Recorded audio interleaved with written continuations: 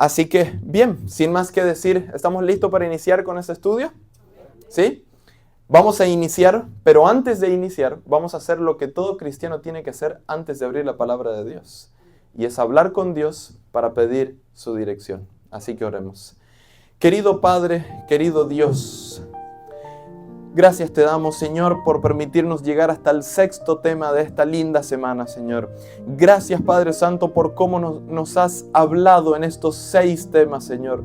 Gracias, Señor, porque por medio del santuario tú nos reflejas el plan maravilloso que tú tienes, Señor, para nuestra salvación. Gracias, Señor, porque por medio del santuario nos demuestras que el centro del Evangelio es alguien, Señor, y ese alguien se llama Jesús. Gracias, Señor, por mostrarnos que en el centro del Evangelio, en el centro del santuario, en el mismo Jesús, Señor, encontramos todo lo que cualquier ser humano necesite, Señor. El día de hoy queremos pedir que reboces nuestras vidas con tu gracia preciosa, que perdones cada una de nuestras faltas, Señor, que por medio de la sangre de Jesús puedas purificar todos nuestros corazones, nuestros pensamientos, Señor, y que en este momento tu Santo Espíritu pueda tomar el control pleno de nuestras vidas, Señor. Háblanos el día de hoy, Señor, que la semilla que tú traes, que tu palabra pueda caer en un terreno fértil, Señor, no en un corazón duro, ni lleno de espinos, ni de piedras, no, Señor, en un corazón que desee verdaderamente estar contigo. Que cada oyente, Señor, no me vea ni me escuche a mí, sino que cada oyente pueda escuchar el mensaje que tú traes por medio de tu palabra. Gracias, Señor, ponemos este servicio en tus manos, porque oramos en el nombre de Jesús, nuestro amante Salvador. Amén y amén. Bien, vamos a iniciar de una vez por todas. ¿Qué nos demuestra el santuario? Hemos podido transcurrir una linda semana donde hemos podido ver diferentes ángulos y perspectivas que el santuario nos muestra, dándonos un cumplimiento maravilloso en las profecías, en doctrinas, en creencias fundamentales de la palabra de Dios. El santuario verdaderamente es el núcleo del Evangelio, es el mapa, es el camino hacia esa salvación. Porque ahí encontramos a Jesucristo dando pasos firmes hasta un día poder llevar a su pueblo a ese reino precioso que Él tiene para cada uno de nosotros. Ahora, el día de ayer nosotros pudimos terminar con algo bien interesante que yo necesito resaltar. Cada vez que Jesús se movía en el santuario, ¿había un pueblo que le estaba siguiendo? Sí. Siempre, pero siempre Jesús va a tener un pueblo aquí en la tierra que va a estar anunciando el próximo movimiento de Cristo. Cuando Cristo vendría, aparecieron los magos del oriente, aparecieron unos pastores que salieron a predicar por todo Belén que el Mesías había llegado. Cuando Cristo iba a ser bautizado, apareció Juan el Bautista, o si no también una voz del cielo que es del mismo Padre que dice: he aquí, este es mi Hijo amado en quien tengo complacencia. Luego podemos ver que cuando Cristo iba a ser crucificado, podemos ver que todo Jerusalén hizo una celebración maravillosa para poder anunciar la llegada ¿de quién? Del Cordero, del Mesías. Todo Jerusalén tomó palmeras y comenzó a adorar a Jesús sin saber que estaba por ser crucificado. Luego de que Cristo fue crucificado, podemos ver que su pueblo, hubo un pequeño remanente que estuvo ahí doblando rodillas a la cruz del Calvario. Podemos ver que hubo un pueblo que sí estaba ahí en ese momento tan duro para Jesús. Y luego de su resurrección, podemos ver que hubo un pequeño pueblo que sí recibió el Espíritu Santo anunciando la ascensión de Cristo en el santuario celestial. Ahora yo les pregunto, en esta siguiente fiesta solemne, que es la entrada de Jesús al lugar santísimo, ¿usted cree que si las fiestas solemnes ya nos daban una precisión exacta en cada uno de los pasos de Jesús, ¿usted cree que las fiestas del santuario también no nos va a anunciar cuándo Cristo pasaría al lugar santísimo? ¿Sí o no? Yo creo que sí. Y si las fiestas solemnes nos anuncian cuándo Jesús pasaría al lugar santísimo, ¿usted no cree que aquí no iba a haber un pueblo suyo que lo esté anunciando, sí o no? Eso vamos a ver el día de hoy. Jesús, la palabra de Dios nos enseña que Jesús, en dicha fecha, ya lo vamos a ver, pasó del lugar santo al lugar santísimo. Si ustedes recuerdan, las vestiduras de sacerdote eran vestiduras blancas, tenían un cinturón de oro, túnicas largas hasta los pies, tenían una mitra en la cabeza, pero las vestiduras de sumo sacerdote eran otras.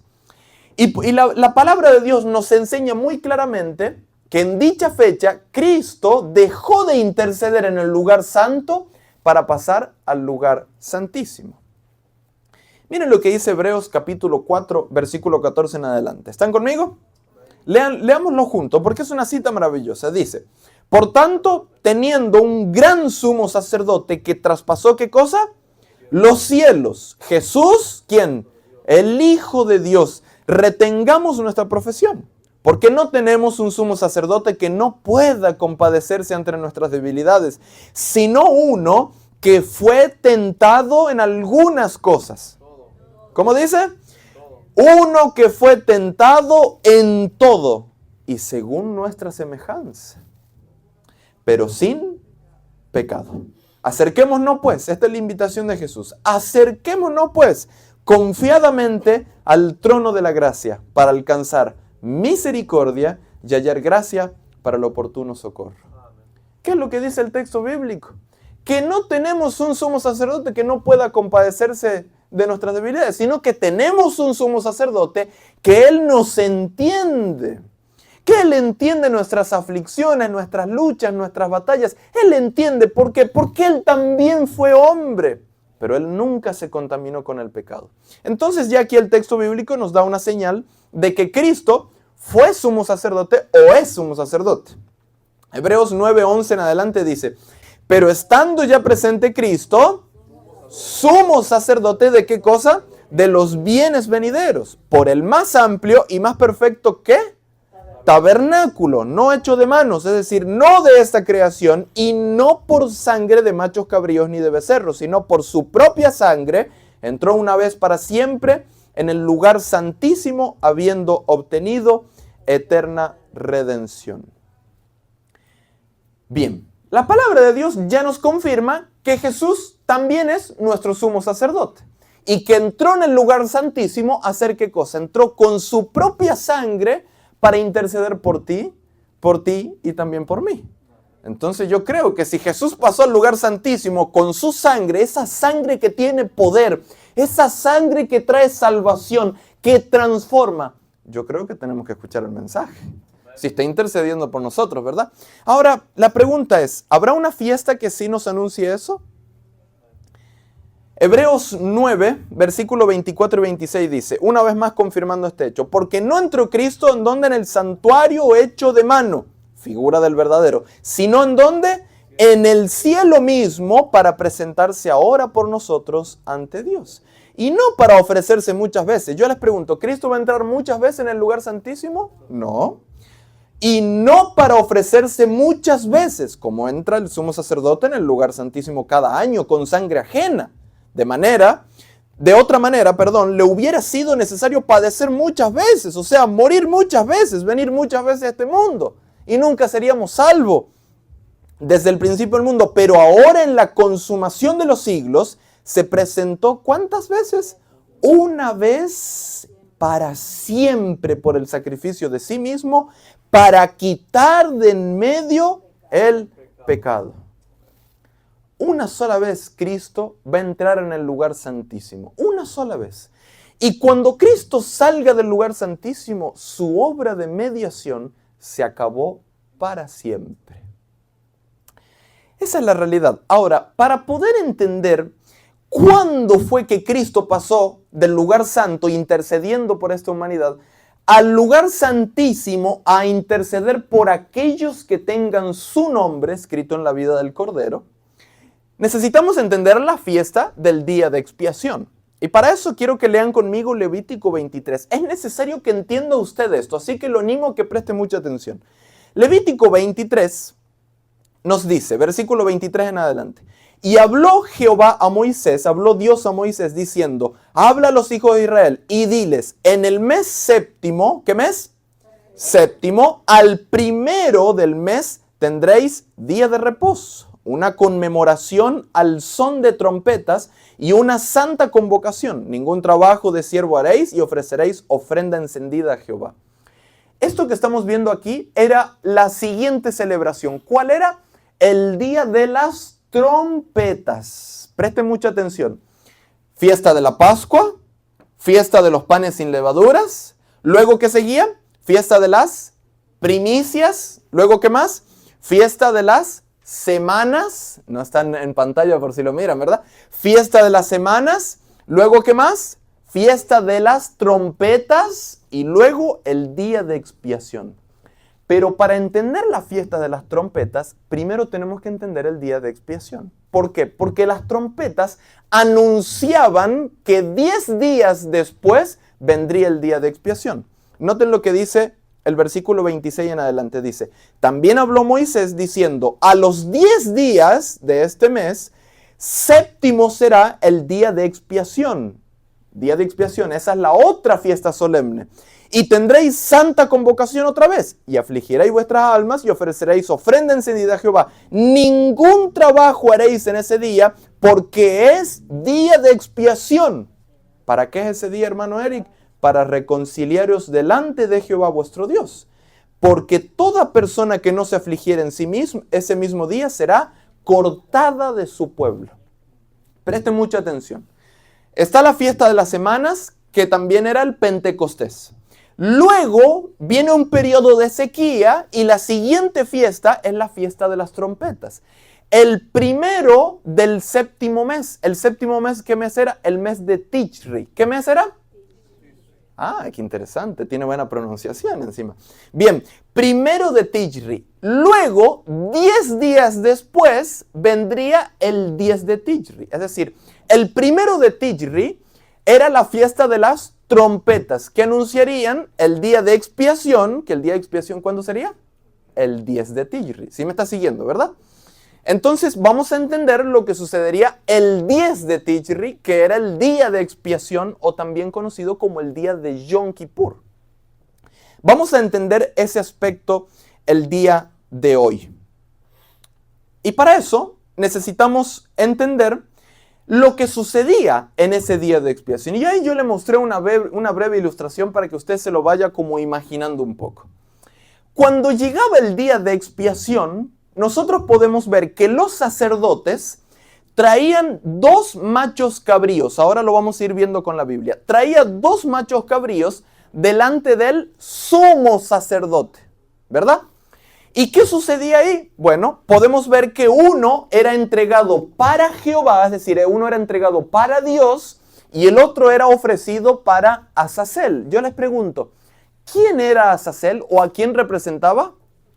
Al mismo Satanás. Podemos ver que cuando Satanás sea llevado al desierto, representaba que en los fin de los tiempos, Satanás, aquel encargado del mal y del pecado en este mundo, va a quedar desolado en esta tierra por 1000 años. Y después de esos 1000 años va a descender la santa ciudad. Y va a descender fuego del cielo y va a consumir para siempre a Satanás y al pecado en sí. Alabado sea el nombre de Dios, ¿verdad? Bendito ese día cuando llegue y se acabe el mal de este mundo, se acabe el dolor. Pero bien, para seguir entendiendo lo que sucedería en el día de expiación, ¿para qué era el día de expiación? Ese día donde se traían esos 2 machos cabríos, ¿para qué era?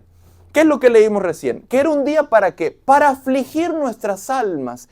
¿Qué significa afligir?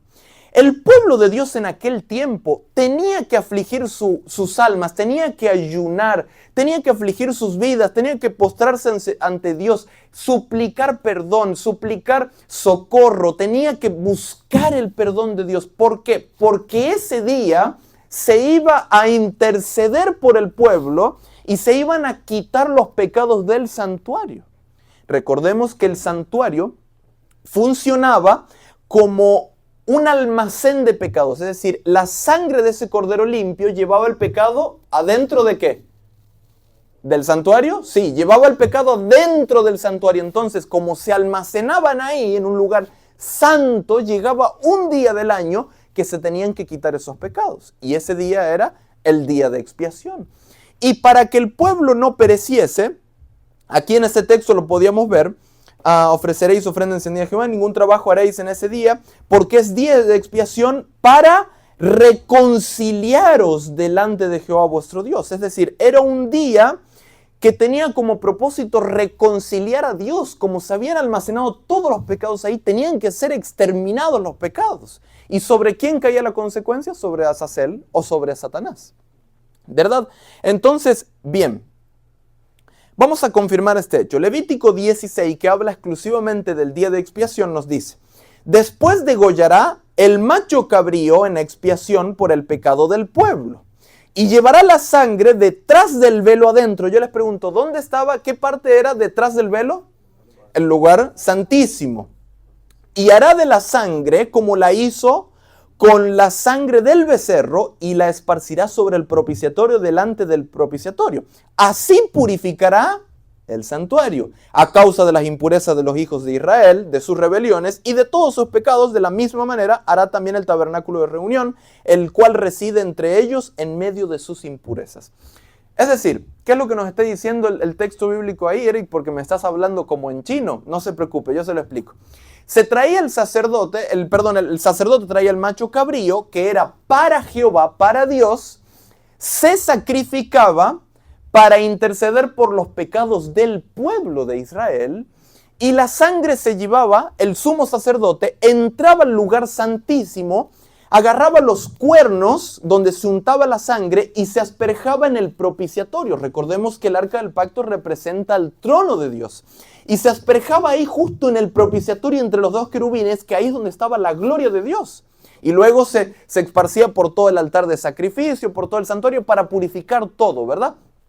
Entonces, de esa forma, la sangre de un macho cabrío limpio, sin pecado, era el que purificaba todos los pecados del pueblo de Israel. Yo les pregunto, ¿a quién representaba ese macho cabrío? Al mismo Cristo Jesús. Alabado sea el nombre de Dios. Eso es, preste atención, lo que Jesús está haciendo hoy. Hoy Jesús está en el lugar santísimo con su propia sangre, esparciéndola delante del trono de Dios, para que delante de Dios, delante del juez, tus pecados sean borrados. Es decir, tenemos un intercesor que está intercediendo por nosotros. Bendito sea el Señor, ¿verdad? Levítico capítulo 16, versículo 29 en adelante dice: y esto tendréis por estatuto perpetuo. En el mes séptimo, mes de Tishri, a los 10 días del mes, afligiréis vuestras almas y ninguna obra haréis, ni el natural, ni el extranjero que mora entre vosotros. Porque en este día se hará expiación, es decir, se quitará el pecado por vosotros y seréis limpios de todos vuestros pecados delante de Jehová. Día de reposo es para vosotros y afligiréis vuestras almas. Estatuto perpetuo. Hará la expiación el sacerdote que fuere ungido y consagrado para ser sacerdote en lugar de su padre, y se vestirá con las vestiduras de lino, las vestiduras sagradas. Bien, este día era una especie de juicio investigador. ¿Por qué? Porque ese día, con la purificación, yo les pregunto, ¿será que cuando el sumo sacerdote asperjaba la sangre en el altar, se iba a purificar todo el pueblo? No. ¿Solamente de quién? De aquellos que afligieran su alma, aquellos que estén ayunando y aquellos que estén clamando el perdón de Dios. No hay pecado que Dios no pueda perdonar. Ya lo vimos hace unos días. El único pecado imperdonable para Dios es la blasfemia contra el Espíritu Santo. Después ya lo pudimos ver que hasta los asesinos, si se arrepienten a su Dios, Dios los perdona. Aquellos violadores, si se arrepienten a Dios de verdad, de todo corazón y buscan la conversión, Dios los perdona. No existe un pecado que Dios no pueda perdonar. No existe un pecado tan grande que Jesucristo con su propia sangre no pueda limpiar, querido. La sangre de ese cordero tenía poder. ¿Por qué? Porque era la misma sangre representada que la de Jesús. Era una representación de la sangre de Jesús. Entonces, ese día era una especie de juicio investigador. Se tenía que investigar quién era el que iba a ser purificado y quiénes no. Ahora, como ya vimos en el día de ayer, siempre había una profecía que anunciaba cuándo era que Cristo tendría un movimiento en el santuario celestial. Yo les pregunto, ¿hay alguna profecía que nos indique cuándo Cristo pasaría al lugar santísimo? ¿Sí o no? ¿Sí? ¿Cuál es esa? ¿Daniel capítulo 9? ¿O también Daniel 8:14? Sí. En Daniel capítulo 8 nosotros vemos que el ángel Gabriel se le aparece al mismo Daniel. Y noten lo que dice el versículo 14. Y él dijo, hasta 2300 tardes y mañanas y luego el santuario será purificado. ¿Qué es lo que estaba diciendo aquí Dios por medio del ángel Gabriel? Que después de 2300 tardes y mañanas, es decir, de 2300 años, el santuario iba a ser purificado. Ahora, el concepto o la expresión que se utiliza ahí para decir tarde y mañana es lo mismo que decir un día. Y la Biblia, en principios proféticos, un día es un año. Entonces, no estamos diciendo ahí tardes y mañanas, sino que estamos diciendo años, es decir, 2300 años. Usted sabe que esta profecía es la profecía más larga de todas las Sagradas Escrituras. Es una profecía que durante décadas, años se ha venido estudiando. Y gracias a Dios, la iglesia adventista es la única iglesia en toda la faz de la tierra que ha logrado entender esta doctrina. Y no lo digo porque seamos especiales, somos seres humanos iguales que nuestros hermanos católicos, hermanos evangelistas, nuestros hermanos pentecostales. Somos exactamente iguales, no tenemos nada especial, nosotros somos personas de carne y hueso, pero sí tenemos una bendición. Nosotros no somos especiales, pero nuestro mensaje sí es especial. De todas las iglesias en el mundo, la única que lo ha logrado entender es la iglesia adventista del séptimo día. Hay muchas iglesias que han logrado entender la profecía hasta el nacimiento de Jesús, hasta la crucifixión, y ahí llegan. No pueden entender más allá. Dios nos ha dado esa maravillosa bendición, ¿no? Y el día de hoy vamos a ver qué es lo que Dios nos ha mostrado. Bien. Antes de continuar, yo les pregunto, ¿cómo va hasta ahí? ¿Cómo se siente? ¿Quiere que continuemos? ¿Sí? Bien, un poquito más adelante vamos a ver que Daniel, cuando el ángel Gabriel le dice a Daniel, hasta 2300 tardes y mañana y el templo será purificado, Daniel no entendió nada y quedó afligido, decía, Señor, ¿cómo puede ser que tú me estés hablando de 2300 tardes y mañana? Yo no entiendo nada, Señor. En aquel tiempo el pueblo judío estaba en manos de Nabucodonosor y lo que Daniel estaba entendiendo es que los judíos iban a permanecer durante 2300 años esclavizados. Eso es lo que Daniel creía y estaba afligido. Cuando vamos a ver el capítulo 8 y 9 podemos ver las oraciones de súplica, de ruego a Dios porque no quería que su pueblo pase tanto tiempo afligido. Imagínense 2300 años de angustia para el pueblo de Dios. No lo podía entender. Y en Daniel 8:27 podemos ver esa aflicción. Dice, y yo Daniel quedé quebrantado, dice, y estuve enfermo algunos días. Y cuando convalecí, atendí los negocios del rey, pero estaba espantado a causa de ¿qué cosa? De la visión. Y dice que la entendía o no. Y no la entendía. Daniel estaba afligido por la visión, no la podía entender. Pero usted sabe que un poquito más adelante aparece de nuevo el ángel Gabriel para explicarle la visión. Yo le pregunto, ¿qué visión? ¿La de las 2000 tardes y mañanas o 2300? Bien, me está siguiendo, ¿verdad? Bien. Daniel 9, versículo 21 en adelante dice, aún estaba hablando en oración cuando el varón Gabriel, a quien había visto en la visión al principio, volando con presteza, vino a mí a la hora del sacrificio de la tarde. Eso es como a las 3 de la tarde. Y me hizo entender. Y habló conmigo diciendo, Daniel, ahora he salido. ¿Para qué ha salido el ángel Gabriel? Para darte sabiduría y ¿qué más? Y entendimiento. ¿Sobre qué? ¿Sobre la profecía de los 2300 años? Sí. Lea conmigo. Al principio de tus ruegos fue dada la orden y yo he venido ¿para qué? Para enseñarle esa profecía. Porque tú eres muy amado. Entiende pues la orden y entiende la visión. Es bien importante entender este punto porque hay personas que separan el texto de Daniel 8:14 con Daniel 9, cuando es lo mismo. Lo que el ángel Gabriel estaba haciendo es explicar la profecía de los 2300 años. ¿Y por qué me tomo el tiempo de hacerlo? Bueno, porque a partir del versículo 24 comienza a explicarlo. Y miren cómo el ángel Gabriel comienza. Lea conmigo. 70 semanas, ¿qué dice? Están determinadas sobre tu pueblo y sobre tu santa ciudad. Para terminar, ¿qué cosa?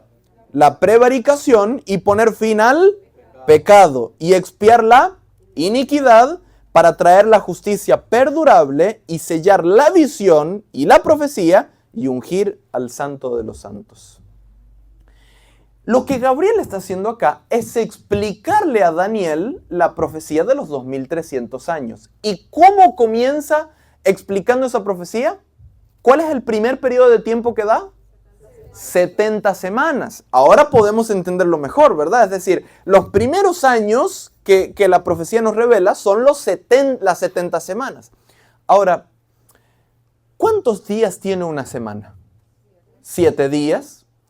Y si son 70 semanas, ¿será que tenemos que multiplicar 70 semanas por 7 días que tiene cada semana? ¿Sí? Si nosotros hacemos la matemática, eso nos lleva a un total de 490 años. Es decir, 70 semanas equivalen a... No lo veo como muy convencido. Si quiere puede sacar el celular, poner la calculadora. 70 por 7 son 490 años. Bien, ¿cuándo comienza eso? Aquí el texto nos dice que 70 semanas están determinadas sobre tu pueblo, sobre tu santa ciudad, para terminar la prevaricación y poner fin al pecado. Bien, no voy a explicar tan a detalle la profecía porque si no nos llevaría todo el sermón completo y quiero tocar algunos aspectos, pero en pocas palabras, esa profecía comenzaría con el decreto de Artajerjes para la reconstrucción del templo de Jerusalén, porque en aquel tiempo habían caído en manos de Nabucodonosor. Entonces el templo tenía que ser reedificado para que continúe la obra, para que llegara el Mesías y pudiera expiar la iniquidad del pueblo judío. Eso era la misión. ¿Y cuándo comenzaría? Bueno, en Esdras capítulo 1 vemos el primer decreto, pero ese no es el decreto válido. Ese es para la reconstrucción de Jerusalén. El segundo decreto lo tenemos en Esdras capítulo 6, que era para la reedificación de los muros. Y luego en Esdras capítulo 7 es la reconstrucción del Estado, es una reconstrucción estatal, pero también religiosa. Es decir, esa reconstrucción es la que cuenta. ¿Por qué? Porque es una reconstrucción religiosa. Ese era el centro de lo que Cristo quería, lo que Dios quería reconstruir. Dios quería reconstruir la vida espiritual del pueblo de Dios. ¿Y cuándo fue eso? En el 457 antes de Cristo. Ahora, son como muchos números, ¿verdad? Está como un poquitito complicado de entender. ¿Sí? Levante su mano si está complicado de entender. Ah, qué bueno, uno solo, el resto lo ha entendido todo, alabado sea el nombre de Dios. Bien, yo se lo voy a ilustrar en una imagen, pero yo quiero que usted preste atención, porque si usted presta atención, nosotros el día de hoy salimos enriquecidos con la palabra de Dios. ¿Va a prestar atención? ¿Sí? Bien. ¿Cuándo dijimos que comienzan las 70 semanas? En el 457, que es el primer decreto, es el decreto válido, mejor dicho, donde comienzan a contar las 70 semanas o los 490 años. Bien, según lo que nos dice el texto bíblico, ahí nos habla sobre terminar la prevaricación, la reconstrucción de Jerusalén, nos habla sobre ungir al santo de los santos, que eso representa al bautismo de Jesús, y nos da una serie de eventos. En el siguiente versículo también nos da más eventos, ¿verdad? Comienza en el 457 y si nosotros sumamos 490 años más, nos da en el año 33. Nosotros podemos poner en la calculadora menos 457, porque es antes de Cristo, más 490 y nos da al año 33 después de Cristo. Ahora, pero présteme mucha atención, porque cuando pasamos de un tiempo antes de Cristo a después de Cristo, como es una línea de tiempo, el punto cero, el año cero, también cuenta. Entonces, la profecía de las 70 semanas se cumpliría no en el año 33, sino en el año 34 después de Cristo. Y es bien interesante porque dentro de esas semanas, como lo dice la Biblia, se cumple todo. Se cumple la construcción de Jerusalén, la llegada del Mesías, el bautismo de Jesús, se cumple la crucifixión de Jesús, se cumple todo lo que dice la palabra de Dios ahí. Pero ¿por qué finalizan las 70 semanas? Finaliza en el año 33 después de Cristo, perdón, año 34 después de Cristo. Usted sabe que el libro de Hechos de los Apóstoles nos revela que en el año 34 después de Cristo sucede un evento bien interesante. La muerte de uno de los diáconos del pueblo de Dios. ¿Quién era ese? Era Esteban. Esteban, me trajeron una varita para poder ir señalando. ¿Alguien le dice amén a nuestro querido pastor? Gloria a Dios. Bien, entonces podemos ver que después de que del año 34 se completaría las 70 semanas. Y cuando se completarían las 70 semanas, ¿qué era lo que sucedería? Bueno, el martirio de este diácono, que era Esteban. Pero no solamente eso, sino que surgiría un nuevo apóstol. ¿Usted se acuerda que Cristo había escogido cuántos discípulos? 12. Y cuando llegó el momento del Pentecostés, ¿estaban los 12 ahí? ¿No? ¿Cuántos estaban? 11. ¿Por qué? ¿Y el otro dónde estaba? Judas Iscariote, ¿verdad? Ya no estaba el pobre, se había suicidado después de haber traicionado a Jesús. Entonces, faltaba uno para poder iniciar la misión de Jesús. Jesús había escogido los discípulos con la intención de poder fundar la iglesia y que la iglesia llevara su mensaje a los gentiles. ¿Quiénes son los gentiles? Nosotros. Los gentiles son aquellos que pertenecían a naciones externas al pueblo de Dios. Es decir, gracias a que Cristo fundó la iglesia, usted y yo el día de hoy estamos escuchando el evangelio. Alabado sea el nombre de Dios. Entonces, en el año 34, como faltaba uno de los apóstoles, Dios levanta al apóstol San Pablo. En ese momento surge este apóstol y podemos ver que la gran mayoría, la gran parte del Nuevo Testamento está escrita por el apóstol San Pablo. Podemos ver que él escribió alrededor de 13 cartas y epístolas a diferentes iglesias. Fue el apóstol que marcó una tendencia poderosa en la historia del cristianismo, en la historia de la iglesia primitiva. Un hombre con valentía, con entrega, con amor a Dios. Un apóstol que predicaba del amor de Cristo y le llevaba el mensaje de salvación a los gentiles. Entonces, ese era el cumplimiento en el año 34. Ahora, presten mucha atención a lo que voy a decir.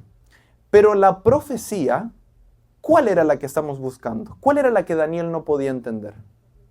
La de las 2300 años o 2300 tardes y mañanas. Es decir, la de las 70 semanas se cumplió en el año 34. Y Eric, ¿cuánto falta ahora para los 2300 años? Falta un montón todavía, ¿verdad? Porque en el cumplimiento de los 2300 años, ¿qué es lo que iba a pasar? Se iba a purificar, ¿qué cosa?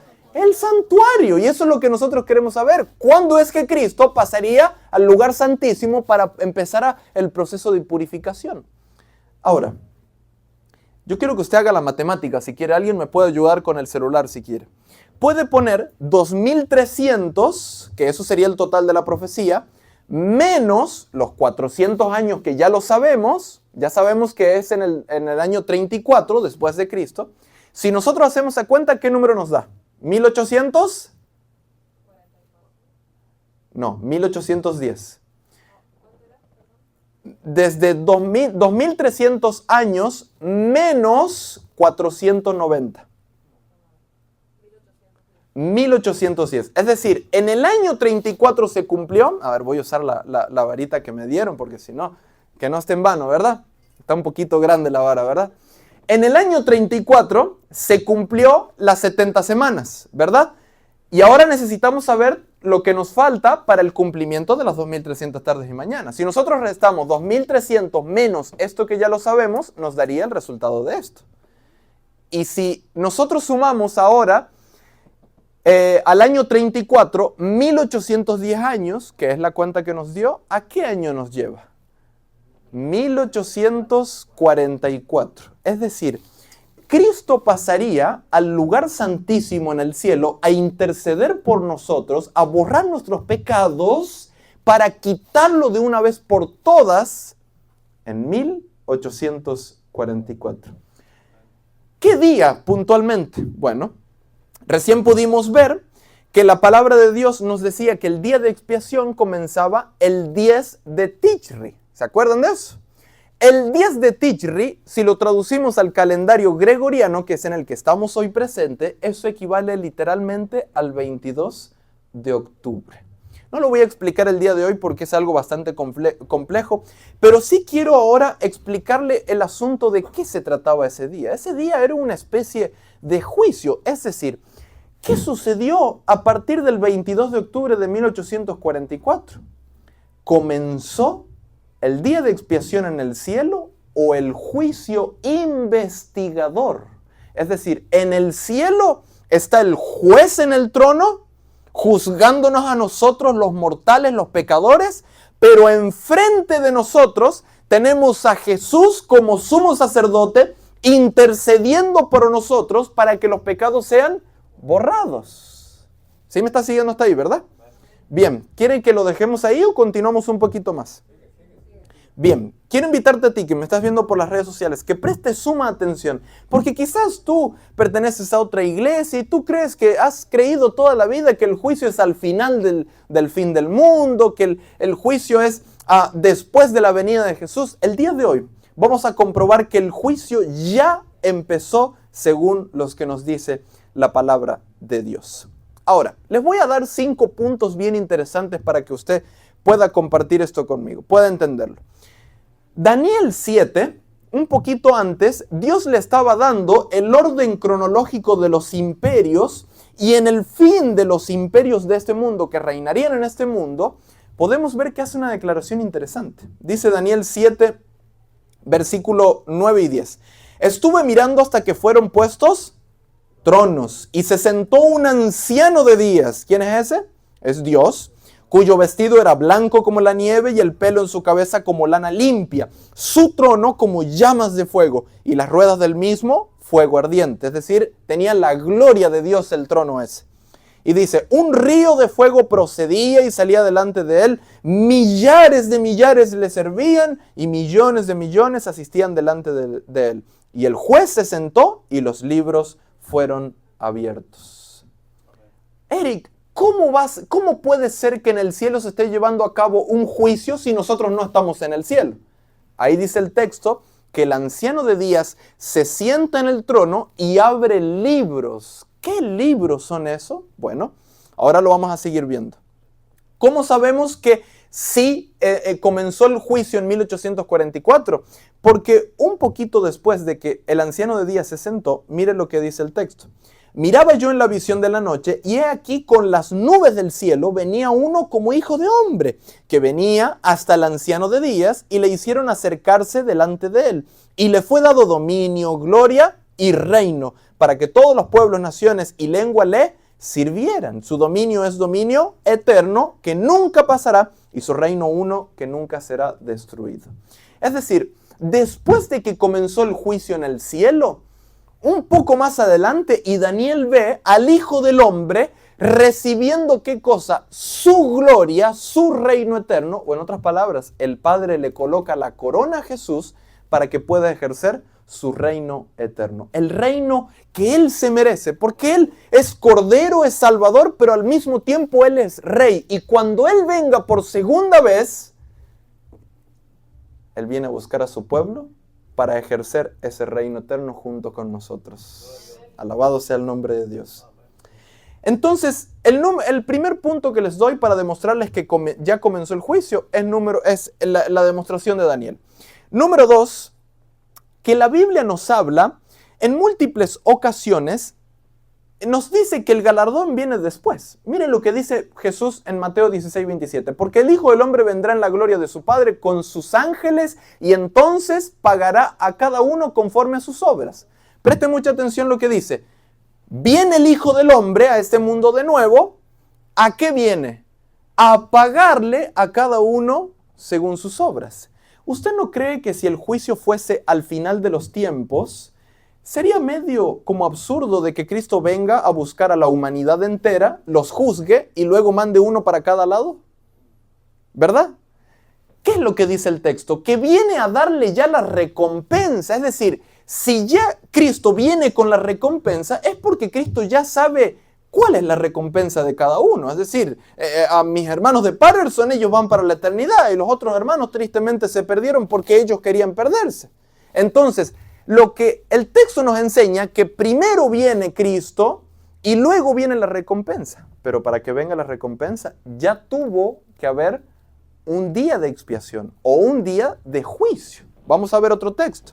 Apocalipsis capítulo 22:12 dice: "He aquí yo vengo pronto y mi galardón conmigo". Es decir, cuando viene Cristo, viene con el galardón, viene con la recompensa. Primera de Tesalonicenses capítulo 4, Pablo también nos dice lo siguiente: "Porque si creemos que Jesús murió y resucitó, así también traerá Dios con Jesús a los que durmieron con él. Pero lo cual os decimos esto en palabra del Señor, que nosotros que vivimos, que habremos quedado hasta la venida del Señor, no procederemos a los que durmieron, porque el Señor mismo, con voz de mando, con voz de arcángel, con trompeta de Dios, descenderá del cielo y los muertos en Cristo resucitarán primero.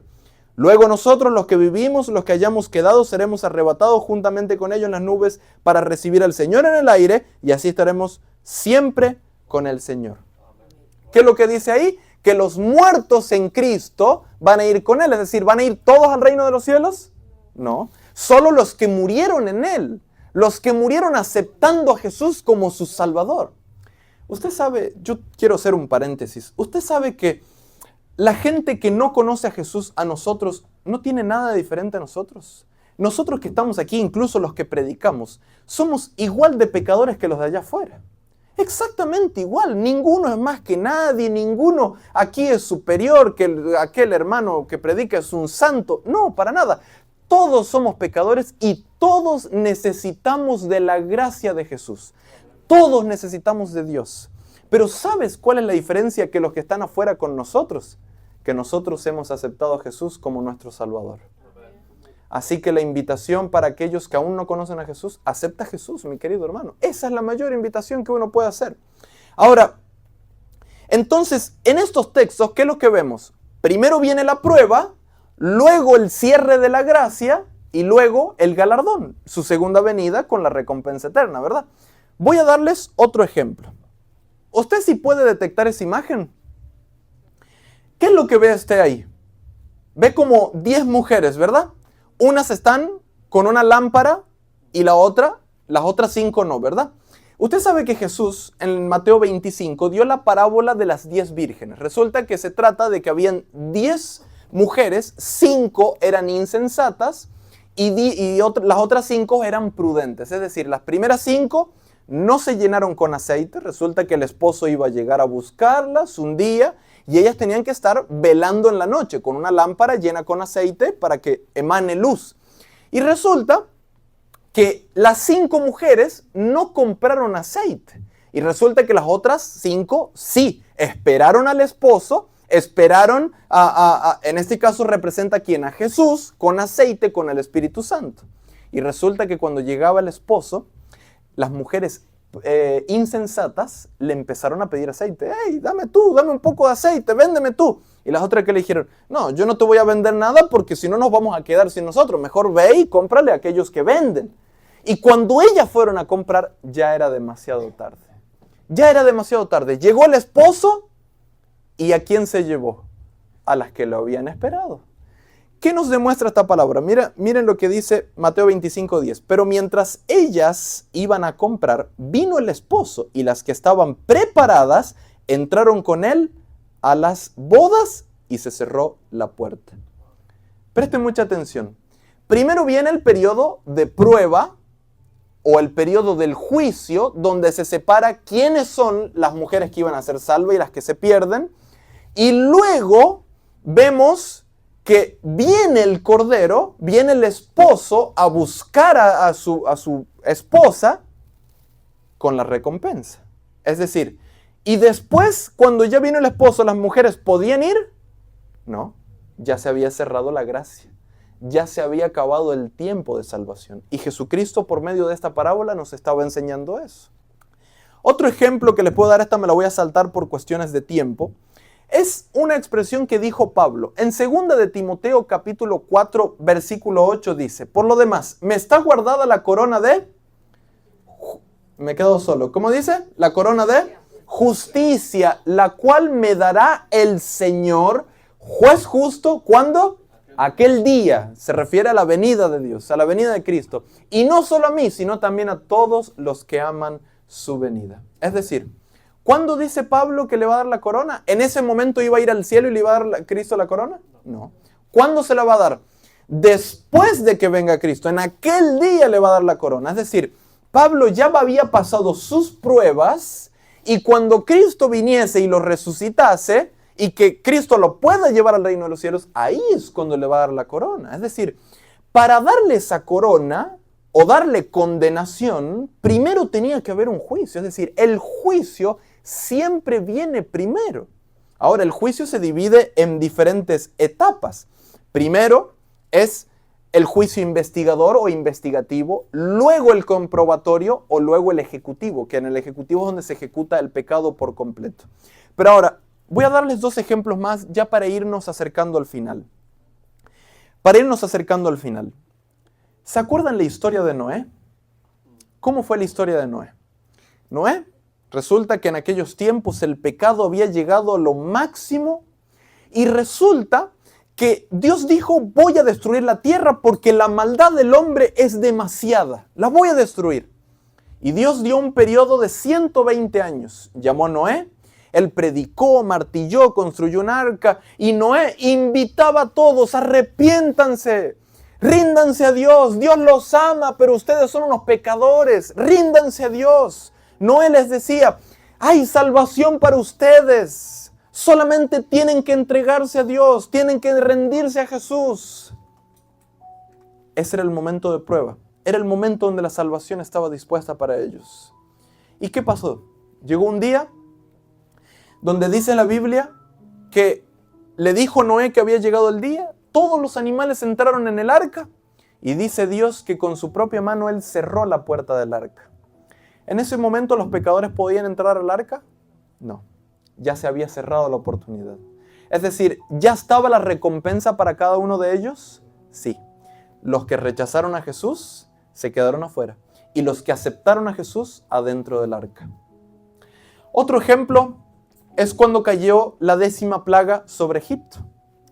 Podemos ver que en la 10ª plaga Dios le avisó a Faraón 9 veces. 9 veces Moisés fue ante Faraón avisándole que Dios iba a librar a su pueblo y ofreciéndole la oportunidad de salvación a él también. Y Faraón durante 9 veces, dice la Biblia, que endureció su corazón. Faraón endureció su corazón.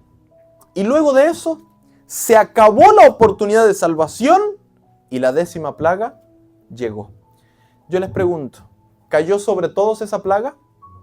No. ¿Sobre quién cayó? Sobre los egipcios. ¿El pueblo de Dios recibió las plagas? No, porque el pueblo de Dios había aceptado a su Salvador. El juicio fue ejecutado sobre aquellos que rechazaron a Dios. Los que acepten a Dios siempre van a ser salvos. Entonces, el juicio, ¿de qué se trata? Se trata de separar a aquellos grupos, los que quieren perderse, los que rechazan a Dios y los que acepten a Dios. De eso se trata el juicio investigativo. Como lo dije ayer, 2 de Timoteo capítulo 5:10 dice, porque es necesario que todos nosotros comparezcamos ante el tribunal de Cristo para que cada uno reciba lo que haya hecho según haya hecho mientras estaba en el cuerpo, sea bueno o sea malo. Es decir, todos vamos a asistir ¿cómo? Mediante los libros celestiales Apocalipsis 20, 11 y 12 dice: y vi un gran trono blanco, el que estaba sentado en él, de delante del cual huyeron la tierra y los cielos, y ningún lugar se encontró para ellos. Y vi a los muertos, grandes y pequeños, de pie ante Dios, y los libros fueron abiertos. Una vez más, nos confirma la Biblia que se abrieron los libros. ¿Qué libros, Eric? Malaquías 3:16. Entonces los que temían a Jehová hablaron cada uno a su compañero, y Jehová escuchó y oyó. Y fue escrito el libro de memoria. Esos libros que están en el cielo son los libros de memoria. En los libros celestiales se encuentra literalmente todas nuestras obras. Y yo te voy a decir algo, querido. Si Dios abre esos libros, tú estás condenado. Tú estás condenado. Tú que me ves en las redes también. Pero ¿sabes qué? Yo también. Todos nosotros estamos condenados, querido. Todos nosotros. Todos hemos pecado contra Dios. Todos le hemos fallado a Dios. Todos en algún momento de nuestra vida hemos pisoteado a Dios. Hemos blasfemado contra Él. Hemos hecho cosas desagradables. Si hoy en día pasaron por estas pantallas la historia de cada uno de nosotros, yo creo que todos estamos avergonzados con lo que hemos hecho, ¿verdad? Dios conoce cada uno de los errores que hemos cometido. Dios conoce todos tus pecados, querido. Todos, incluso los que tú no ves, Dios los ve, Dios los conoce, cada uno. Están registrados en esos libros. Pero ¿sabes qué es lo maravilloso? Que ese hombre que tú ves ahí es Jesucristo. Ese hombre, y quiero que me escuches bien, ese hombre que está ahí fue el mismo es el mismo Dios que encarnó como hombre. Es el mismo Dios que vino a morir para pagar la deuda que la humanidad tenía por el pecado. Es decir, Él pagó la condenación tuya. Y Él mismo es el que hoy está intercediendo por ti delante del trono de Dios para que tus pecados sean borrados. Eso es lo que Dios está haciendo hoy en día. ¿Se acuerdan que yo les pregunté? Yo les dije que cada vez que Cristo se movía en el cielo había un anuncio aquí en la tierra. ¿En 1844 hubo un fuerte anuncio? Sí. Se levantó el movimiento más poderoso del mundo cristiano. El movimiento millerita. Un hombre llamado Guillermo Miller empezó a entender estas profecías y las comenzó a predicar. ¿Se acuerdan que anteriormente a eso, 10 días antes, estaban las fiestas de las trompetas? ¿Qué anunciaban las fiestas de las trompetas? El día de expiación. 10 días antes representan 10 años antes. 10 años antes de 1844 no comenzó ese anuncio de esa fiesta de las trompetas. En 1834, Guillermo Miller un día estaba en su casa orando a Dios porque había entendido estas profecías y decía: Señor, yo tengo que predicar esto, pero me da vergüenza, Padre, me van a rechazar por esto.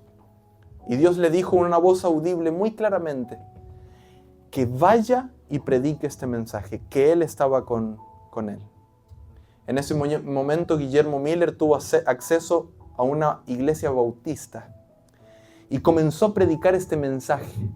Y en ese momento fue cuando se cumplió, comenzó la predicación del movimiento millerita. Fue ahí cuando comenzó la fiesta de las trompetas, 10 años antes.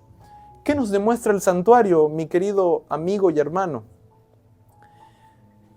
El santuario nos enseña la precisión en los movimientos de Jesús. Y cada movimiento de Jesús, ¿sabes por qué lo hace?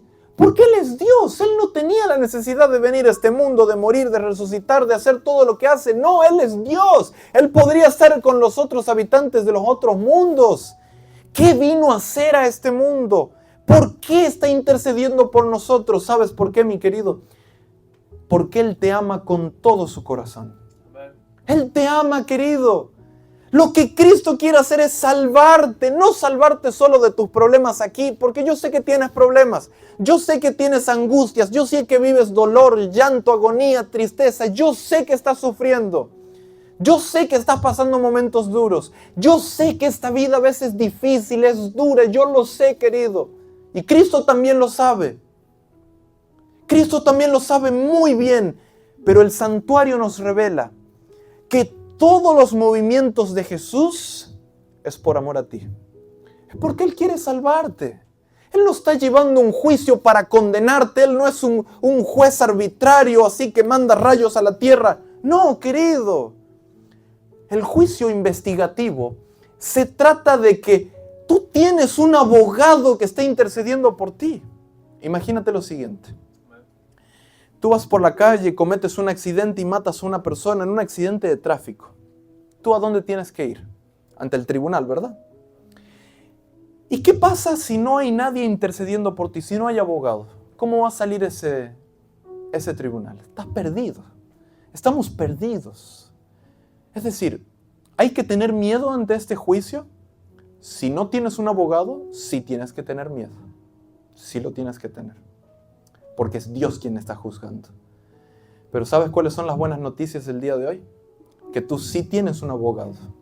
Tú tienes un abogado. Tú tienes un abogado. Tú también tienes un abogado. Y tú también que me estás viendo en las redes sociales. Tienes un abogado. Y ese abogado no entra con cualquier sangre a interceder por ti. Entra con la sangre perfecta de ese cordero inmolado que nunca cometió pecado. Es ese cordero. Es ese abogado que está intercediendo por ti. Mira cuál es el mensaje de este abogado para ti. En Apocalipsis capítulo 14, Él nos da una recomendación. El abogado siempre te va a aconsejar, ¿verdad? Yo voy a interceder por ti, pero tú no hagas más esto. No manejes por tantos días. Ten cuidado. Es lo que hace el abogado. Mira el consejo de este abogado. Vi volar por el medio del cielo otro ángel que tenía el evangelio eterno para predicarlo a todos los moradores de la tierra, a toda nación, tribu, lengua y pueblo, diciendo a gran voz, temed a Dios. Y esto va para ti, querido amigo. Teme a Dios. Dadle gloria. ¿Qué quiere decir dadle gloria? Pasa tiempo con Dios. Cuando dice teme a Dios, quiere decir teme a Dios, teme a su ley. Dale gloria a Dios. Pasa tiempo con Jesús. Búscalo cada mañana, cada tarde, cada noche. Háblale. Cuéntales tus errores, tus pecados, tus transgresiones. Cuéntale tu vida. Porque la hora de su juicio ha llegado. Y adorad a aquel que hizo los cielos y la tierra, el mar y las fuentes de las aguas. Ese texto es extraído literalmente de Éxodo 20, versículo 8 en adelante. Cuando dice que adores al Creador, está diciendo que lo adores por medio del cuarto mandamiento, que es el sábado. No estás solo, querido. La vida cristiana no es fácil. Seguir al Cordero no es fácil. Hijitos míos, estas cosas os escribo para que no pequéis. Y si alguno hubiere pecado, ¿estamos perdidos, iglesia? No. ¿Qué dice? Abogado tenemos para con el Padre. ¿Y quién es ese? Jesucristo el justo. Primera de Juan 1:9. Si confesamos nuestros pecados, ¿qué dice? Léelo conmigo, por favor. Él es fiel y justo para perdonar algunos pecados, dice, ¿no? Todos nuestros pecados y limpiarnos de toda maldad. Ese es el abogado al que nosotros servimos. Ese es el abogado al que nosotros seguimos. Ese es el Cordero que vino a darte la oportunidad de salvación, mi querido. Ese Cordero no te ha dejado solo. Sigue intercediendo por ti el día de hoy. La pregunta es, ¿qué vas a hacer con tu vida de aquí en adelante? Porque la realidad es que todos somos pecadores. Tú has pecado, yo he pecado, todos somos pecadores. Todos estamos perdidos delante de Dios. Pablo dice que todos estamos destituidos de la gloria de Dios. No somos dignos de estar delante de Dios, ninguno de nosotros. Pero este abogado, por sus méritos, nos da la oportunidad de reconciliarnos con Dios. Y cuando ese Cordero vuelva por las nubes del cielo, tú y yo, por los méritos de Jesús, podremos entrar en ese reino eterno. La pregunta es, ¿tú quieres aceptar a ese abogado como tu intercesor? ¿Tú quieres aceptar a Jesús en tu vida para que Él interceda por ti y te pueda dar esa eterna salvación?